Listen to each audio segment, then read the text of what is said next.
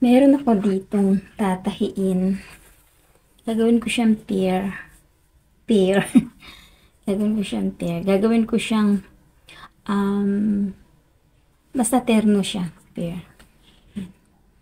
Gagawin ko siyang pajama, ganun. Ganun. Tapos, kahit ano na lang. Ganun, gagawin ko siya. Maliit lang siya, pero pagkakasyahin ko, malamang, dahil sa maliit siya, so kulang sa tela talaga siya. No, yan siya. Maliit lang siya na tela. So, let's go na natin. And of course, kailangan natin gunting-gunting, makahanap tayo ng gunting dapat. Marami akong tatahiin. Handmade lang. Ayoko kasing gamitin yung yung panahi ng amo ko kasi magagalit siya. Ay, hindi naman siya magagalit, pero nauubos yung mga, niya ba, yung mga pantahi niya, yung mga, may tawag, hilo, sa Ilonggo. So, ayan, guguntingin ko na to.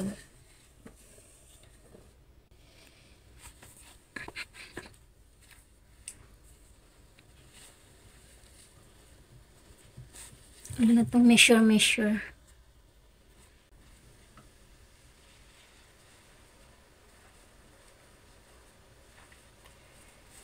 I-handmade ko lang ito, handmade. So, ayan na siya. Guguntingin na nga natin siya para naman magawa na natin kung anong gusto natin gawin dyan sa tela na yan. Ayan.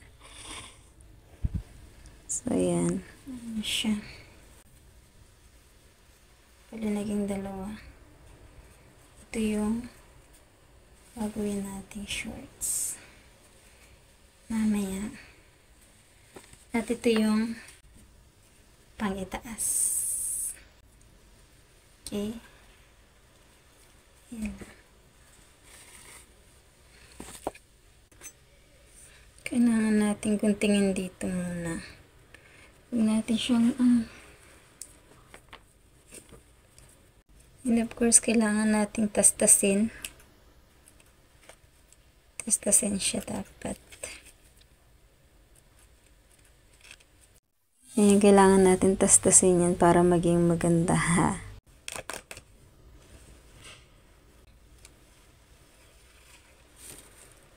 Parang maliit, ha. Kasya kayo sa akin. Sa hawak pa lang. Pero sa paa kasya. Pero kung hindi kasya, maraming paraan.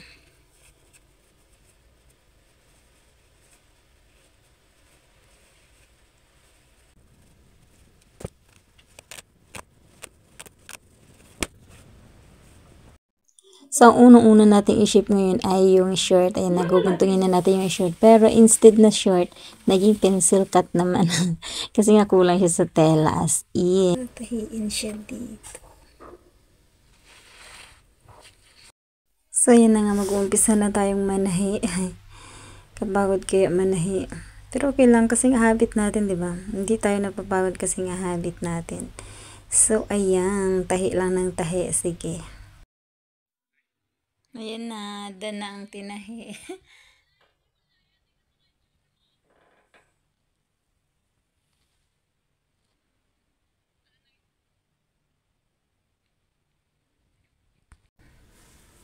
So, ayan na. Tapos na yung tinahi natin na damit. Ayan na siya.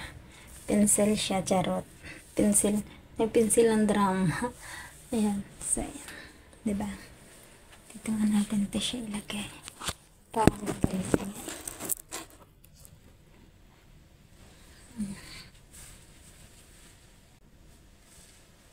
Dapat may hilak.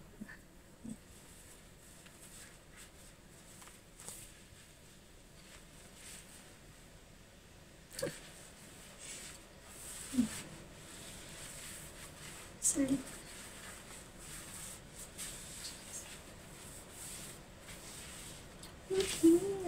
Sana. Ayan.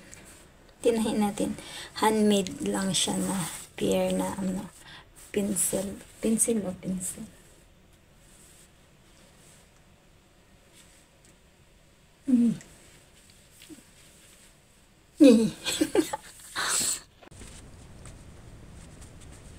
So, yun lang guys. Thank you for watching. Pusing-pusing muna ako saglit.